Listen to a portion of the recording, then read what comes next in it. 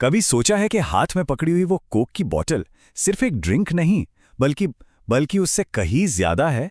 ये एक कहानी है जो हमें वक्त में पीछे ले जाती है। एक ऐसी कहानी जिसमें इनोवेशन है, एम्बिशन है और हाँ, गहरे विवाद भी हैं।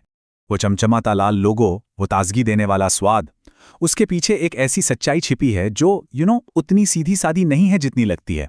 तो चलिए आज इस बुलबुले के पीछे झांकते हैं और पता लगाते हैं कि इस मशहूर ब्रांड की नींव आखिर किन पेचीदा कहानियों पर टिकी है। तो चलिए कोका कोला की कहानी शुरू करते हैं। और इसकी शुरुआत वहां से होती है जहां से शायद ही कोई सोच सकता है। किसी बड़ी सी फैक्ट्री से नहीं, नहीं, बल्कि एक छोटी सी मामूली सी फार्मेसी से। देखिए, इस कहानी को समझने के लिए ना हमें 19वीं सदी के पेटेंट मेडिसिन के दौर को समझना होगा। ये एक तरह की दवाइयाँ होती थीं जिन्हें हर मर्ज का रामबाण इलाज बताकर बेचा जाता था। मतलब कोई साइंटिफिक प्रूफ नहीं, बस दावे ही दावे। और मज़े की बात यह है कि कोका कोला ने भी अपना सफ़र एक ऐसी ही दवा के तौर पर शुरू किया था। तो बात है 1886 की। एक फार्मासिस्ट थे जॉन पेम्बरटन। उन्होंने इसे थकान और सिरदर्द दूर करने वाले एक नर्व टॉनिक के तौर पर बनाया था, लेकिन बिजनेस में वो कामयाब नहीं हो पाए। दिवालिया होने की नौबत आ गई तो उन्होंने ये फॉर्मूला एक बहुत ही शातिर बिजनेसमैन आसा कैंडलर को बेच दिया। और यहां आती है सबसे चौंकाने वाली बात। 1903 तक इसमें कोका की पत्तियों से निकला असली कोकीन होता था। जी हां, कोकीन, जिसे बाद में बहुत प्रेशर के बाद हटाया गया। ठीक है, तो कोका कोला एक दवा से एक ड्रिंक तो बन गया, लेकिन ये ग्लोबल आइकॉन कैसे बना? इसका सारा क्रेडिट जाता है आसा कैंडलर को। उन्होंने मार्केटिंग की ऐसी ऐसी तरकीबें निकालीं जो आज भी बिजनेस की किताबों में पढ़ाई जाती हैं। कैंडलर की मार्केटिंग प्लेबुक कमाल की थी, एकदम क्रांतिकारी। सोचिए, उन्होंने एक ऐसी अनोखी बोतल डिजाइन करवाई जिसे कोई अंधेरे में भी सिर्फ छू कर पहचान ले। फिर उन्होंने ब्रांडेड सामान बनाना शुरू किया, कैलेंडर, घड़ियां, ताकि कोक लोगों के घरों में और उनकी जिंदगी में बस जाए।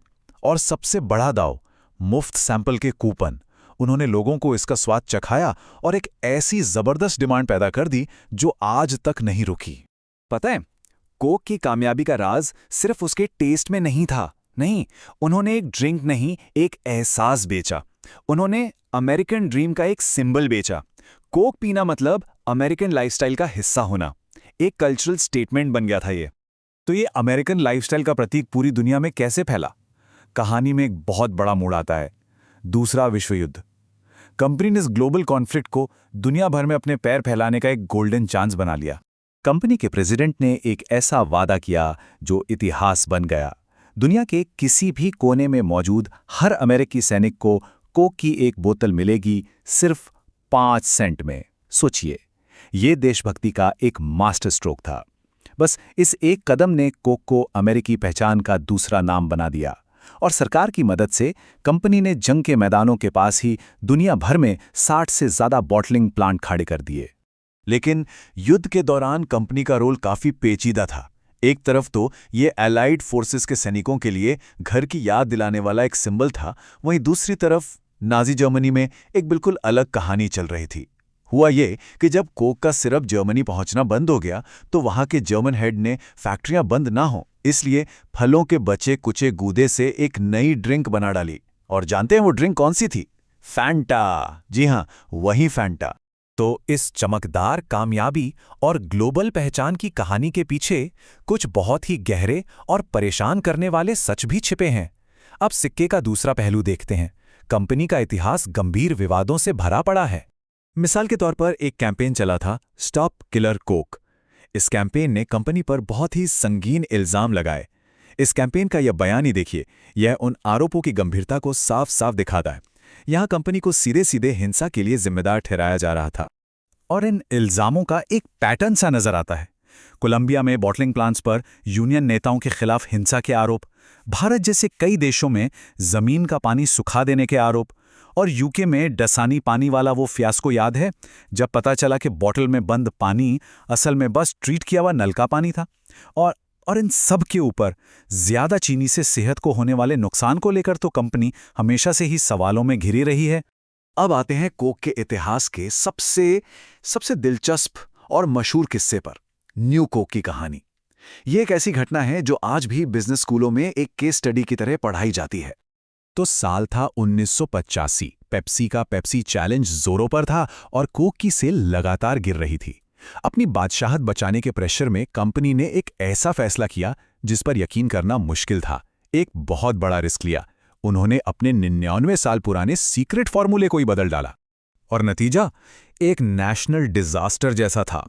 जैसा कि ये चार्ट साफ दिखा रहा है, लोगों ने नए कोक को सिरे से खारिज कर दिया।